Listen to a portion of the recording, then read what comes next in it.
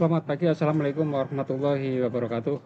Waalaikumsalam warahmatullahi wabarakatuh. Selamat pagi. Ada yang bisa saya bantu hari ini?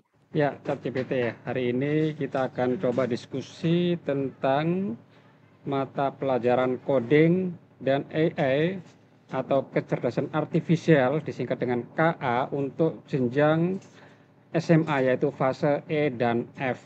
Nah, kita akan coba topik yang pertama yaitu pengoperasian dan pengaplikasian perangkat kecerdasan artifisial pada bidang umum dan pada bidang tertentu atau khusus, serta kolaborasi melalui perangkat atau tools kecerdasan artifisial. Bisa Anda jelaskan terkait dengan topik ini? Tentu, pengoperasian dan penerapan perangkat kecerdasan artifisial KA di bidang umum dan khusus itu sangat luas. Di bidang umum, KA bisa digunakan dalam berbagai aplikasi seperti asisten virtual, rekomendasi produk, atau pengolahan data besar. Sementara di bidang khusus, KA bisa digunakan di sektor seperti kesehatan untuk mendiagnosis penyakit, di bidang keuangan untuk analisis risiko, atau di manufaktur untuk otomatisasi. Kolaborasi melalui perangkat KA bisa dilakukan dengan memanfaatkan platform berbasis KA yang mendukung kerjasama antar profesional atau antar perusahaan. Contohnya, dalam pengembangan produk, tim bisa menggunakan alat KA untuk menganalisis data pelanggan dan mengoptimalkan pengamalan pengguna. Semoga penjelasan ini membantu. Ada yang ingin didiskusikan lebih lanjut? Bisa Anda berikan contoh tol-tol baik itu untuk yang pemanfaatan secara umum maupun yang secara khusus seperti yang Anda jelaskan tadi? Ada banyak alat kecerdasan artifisial yang bisa digunakan baik untuk keperluan umum maupun khusus. Untuk penggunaan umum, 1. Google Assistant dan Amazon Alexa.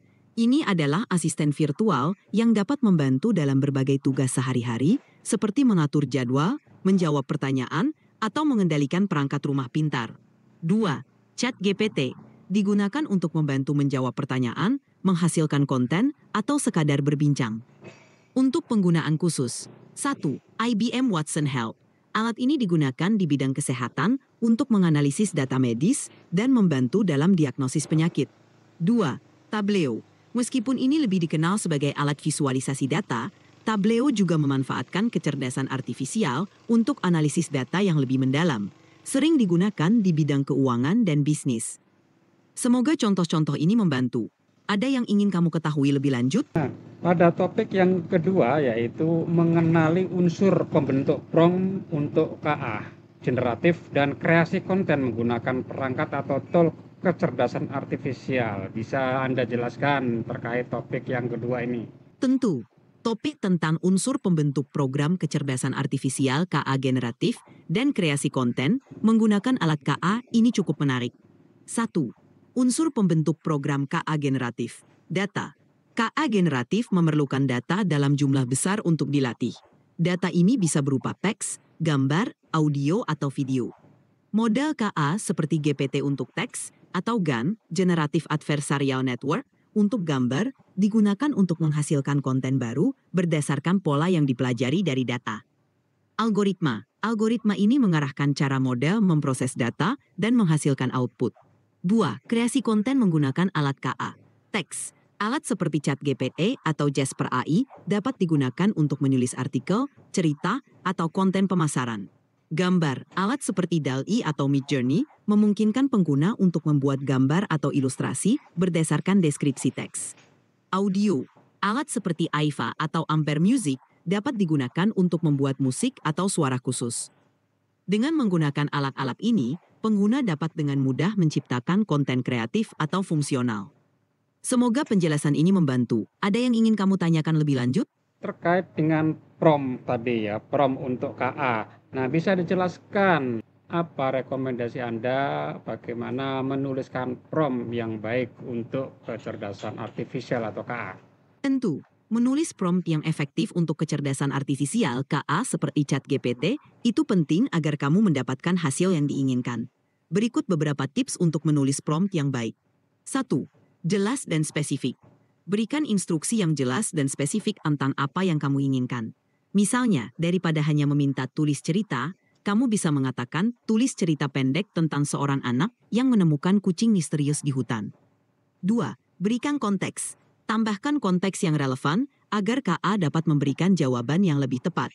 Contohnya, dalam konteks festival musik, buatkan slogan kreatif untuk promosi acara. 3. Tentukan gaya atau format. Jika kamu menginginkan hasil dalam format tertentu, sebutkan itu. Misalnya, tulis dalam bentuk puisi atau buat dalam format daftar. 4. Tanyakan feedback atau revisi. Jika kamu tidak puas dengan hasil awal, minta revisi atau klarifikasi lebih lanjut. Dengan menggunakan tips ini, kamu dapat membuat prompt yang lebih efektif dan mendapatkan hasil yang sesuai dengan keinginanmu. Di topik ketiga pada mapel coding dan KA tingkat SMA ini yaitu pemrograman dasar kecerdasan artifisial dan pengenalan model bahasa besar atau LLM pada KA generatif. Bisa Anda jelaskan tentang topik ini? Topik tentang pemrograman dasar kecerdasan artifisial KA dan pengenalan model bahasa besar LLM pada KA generatif sangat menarik, terutama untuk siswa SMA. 1. Pemrograman dasar KA. Bahasa pemrograman. Untuk memulai dengan KA, siswa biasanya belajar bahasa pemrograman seperti Python yang banyak digunakan dalam proyek AA.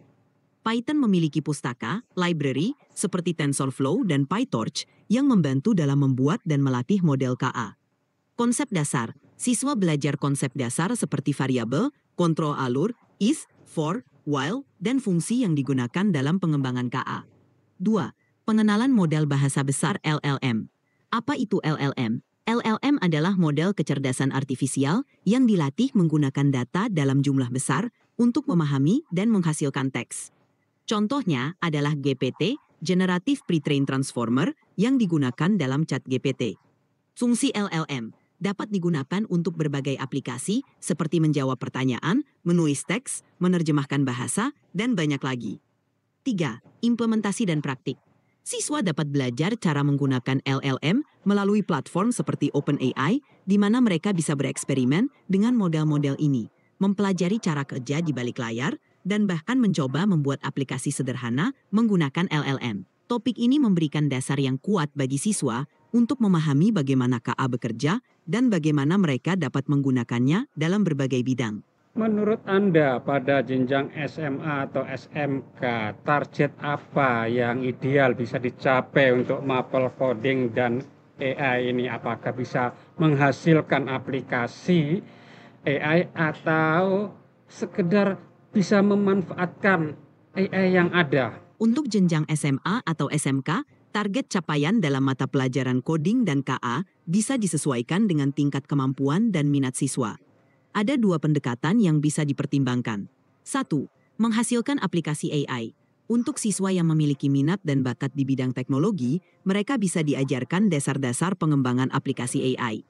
Ini bisa meliputi pembuatan aplikasi sederhana yang memanfaatkan model AI yang sudah ada, seperti aplikasi chatbot atau aplikasi rekomendasi. 2. Memanfaatkan AI yang ada. Bagi siswa yang lebih tertarik pada penggunaan praktis, mereka bisa diajarkan cara memanfaatkan sudah tersedia, seperti asisten virtual, alat analisis data, atau platform kreatif berbasis AI. Mereka dapat belajar bagaimana cara menggunakan alat-alat ini untuk meningkatkan produktivitas atau kreativitas mereka dalam berbagai bidang, seperti seni, bisnis, atau sains. Kedua pendekatan ini memiliki manfaat masing-masing. Menghasilkan aplikasi AI dapat memberikan pengamalan langsung dalam pengembangan teknologi, sementara memanfaatkan AI yang ada mengajarkan keterampilan praktis. Baik, terima kasih ChatGPT atas diskusi kita pada hari ini. Semoga bisa memberikan manfaat dan wawasan bagi kita semua, terutama rekan guru jenjang SMA atau SMK. Dan pemirsa, jangan lupa tetap stay tune di program Sidai, Sinau dengan AI bersama saya Emil Yahya dari SLCCBG di Kalimantan Timur dan Duta Rumah Belajar. Saya sampaikan sampai jumpa pada topik selanjutnya. Wassalamualaikum warahmatullahi wabarakatuh. Waalaikumsalam warahmatullahi wabarakatuh.